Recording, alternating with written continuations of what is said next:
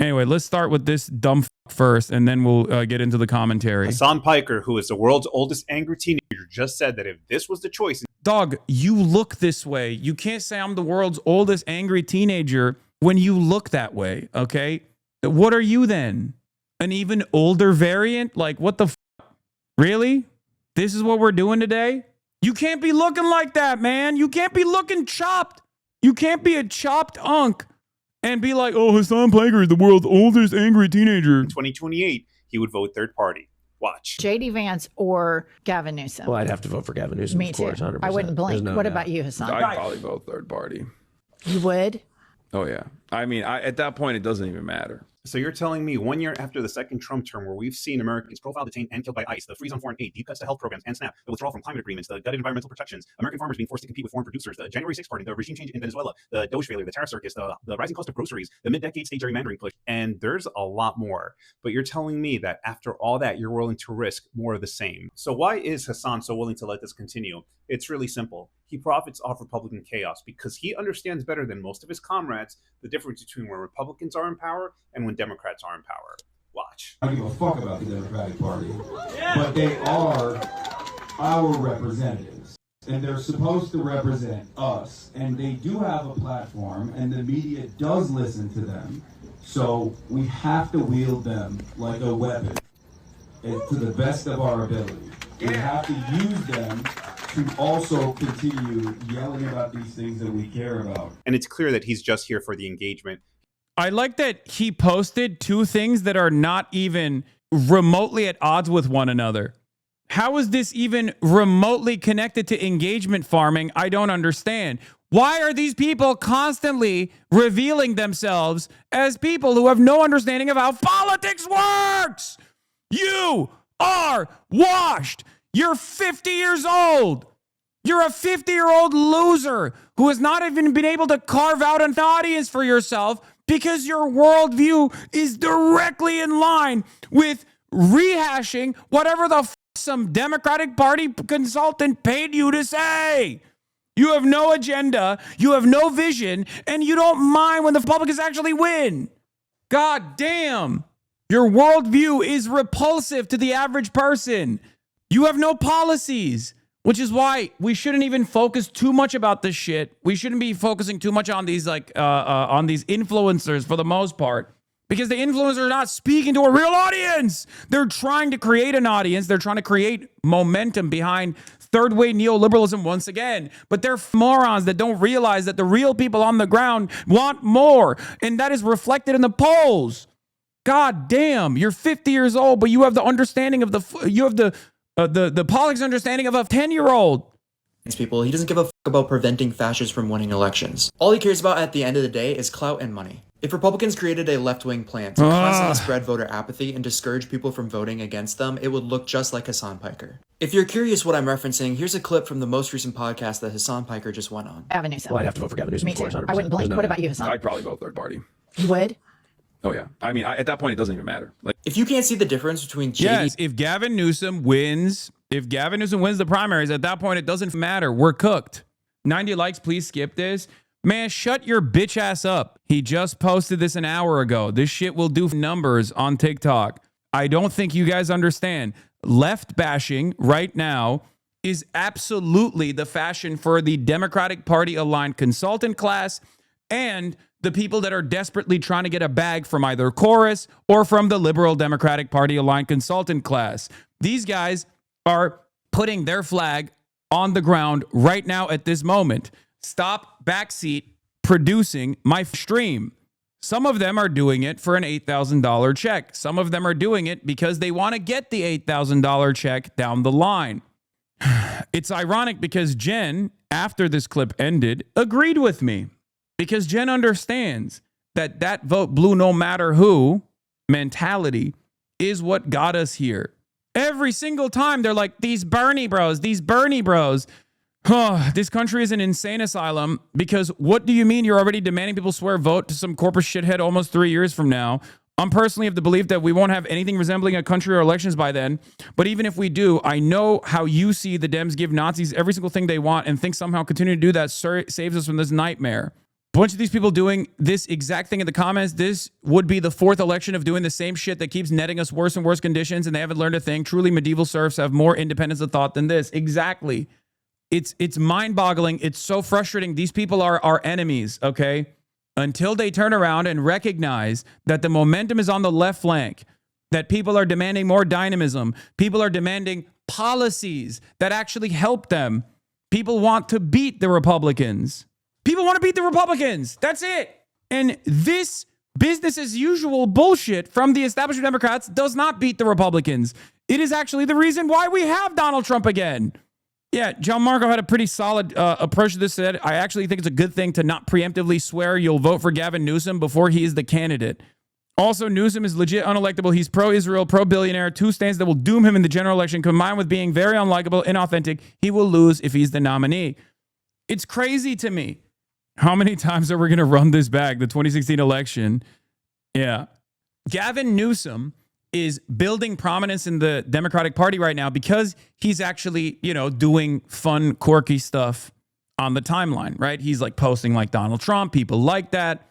And that's fine. Why are they on your ass now about this, even though you've been preaching you hate the Dems for the longest time? The reason why they're on my ass is because regardless of how much they yell about this shit, the Democratic Party still turns around and goes, Hasan, what do you have to say about this? What do you think about this? And that kills their brain. They're like, why are you listening to him? That's the whole point.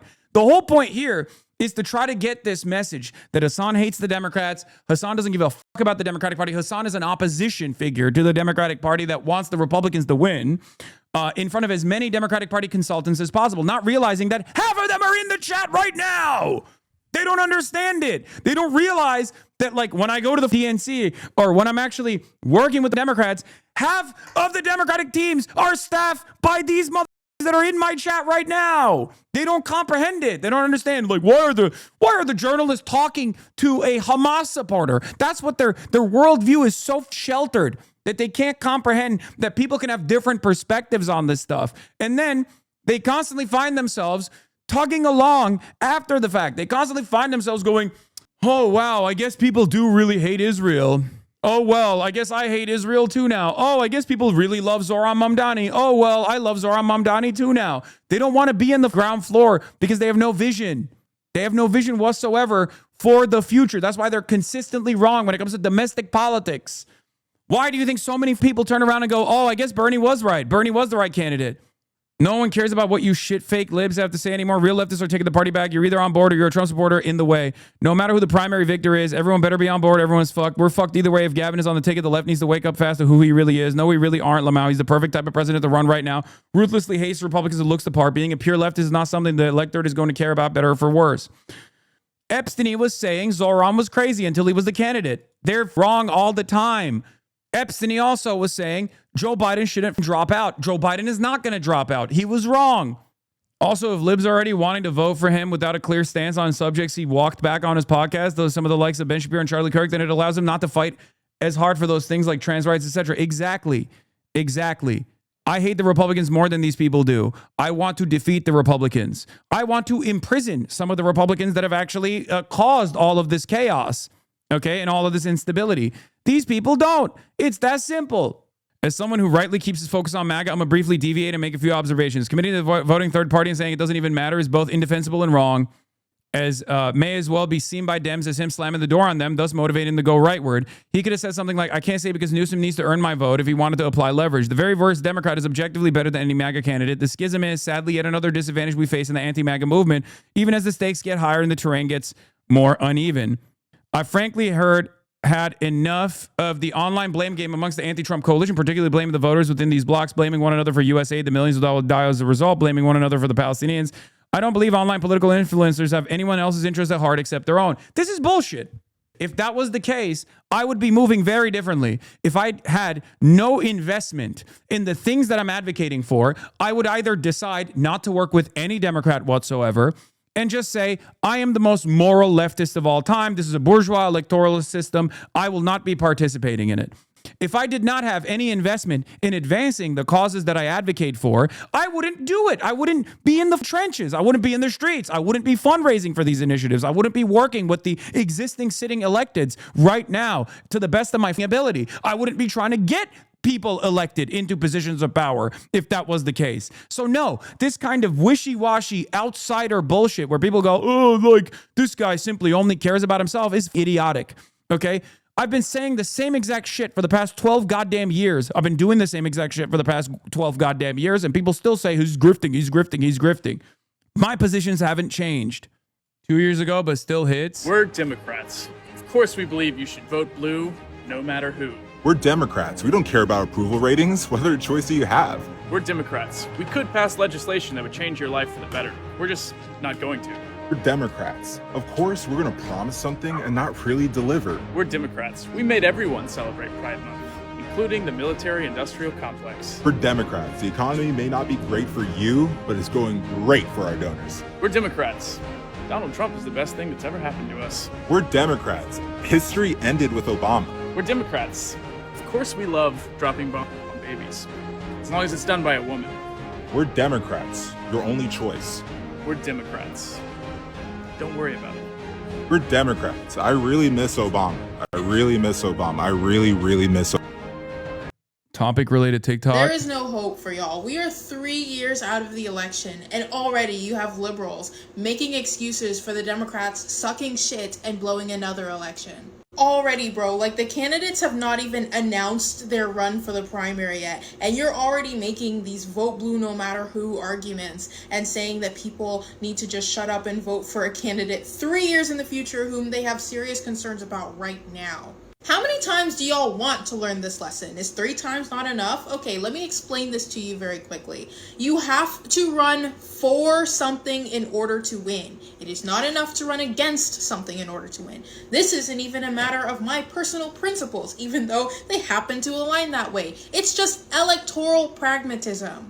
You cannot spend your time just shitting on Republicans. You cannot brand yourself as the adult in the room. And you absolutely cannot be advocating for a return to normalcy. Again, this is not my personal principles, even though I find all those things reprehensible. This is electoral pragmatism. The number one motivating force in today's politics is anti-establishmentarianism. This attitude is what is going to entrench a permanent Republican majority in this country, even though the things that the Republicans advocate for are not popular. This attitude, letting the Democrats give you the bare minimum and not speaking up, even when there is so much time, 3 years to get what you want, to get a candidate who actually wants to do something, do anything. This is the problem. It is not leftists, it is not pro-Palestine advocates, it is not third-party voters who are the problem, it is y'all. When Republicans ran moderates, they got their shit handed to them and Obama won Ohio. But luckily for them, they're capable of learning and growing.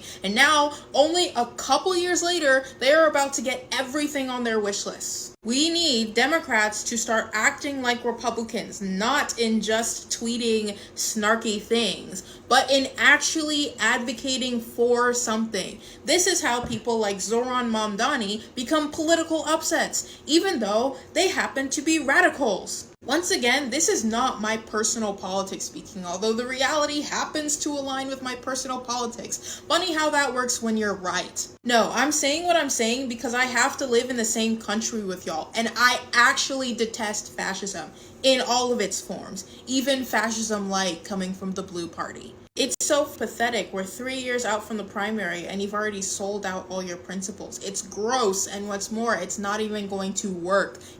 Yeah.